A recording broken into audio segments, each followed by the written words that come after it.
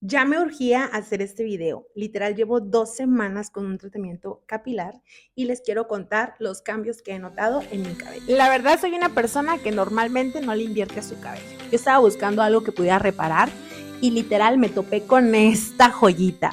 Es un tratamiento que consta de un shampoo, una mascarilla capilar y una crema sin enjuague. ¿Qué contiene? Contiene complejo de queratina vegetal, aceite de semilla baobab, entre otros ingredientes. En estas 2 semanas se ve con más brillo, con menos frizz y la verdad que se siente muy suavecito. La mascarilla capilar la dejo durante 5 minutitos que trabaje en mi cabello de medias a puntas.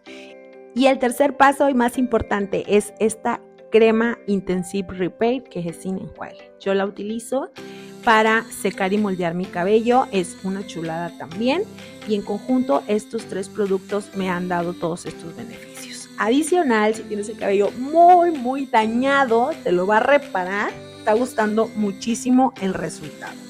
Si quieres tener este tratamiento con un descuento especial, mándame un mensajito directo o comenta yo aquí abajo.